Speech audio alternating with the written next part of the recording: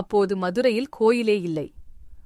கோயில் இல்லாத ஊரில் குடியிருக்கக்கூடாது என்று ஒரு பழமொழி இருப்பதால், எனவே அவரே முன்னின்று இந்த கோயிலை கட்டினார். பிறகு இந்த கோயிலை கட்டி இங்கு பூஜையை முடித்துவிட்டு மதுரையின் மன்னராக பொறுப்பேற்றுக் கொண்டார். இதுதான் மதுரை மக்களிடையே உலாவி வரும் புராணக்கதை. சிவபெருமானே முன் நின்று கட்டிய கோயில் என்ற பெருமையை பெற்றது இந்த கோயில். இத்தல விநாயகரின் திருநாமம் சித்தி விநாயகர். இங்கு சிவன் லிங்கத்தை பூஜிக்கும் அமைப்பில் காட்சி தருகிறார். இப்பிறப்பில் செய்யும் பாவங்களுக்கு இனி வரும் பிறவிகளில்தான் மன்னிப்பு கிடைக்கும் என்பது பொதுவான வாதம்.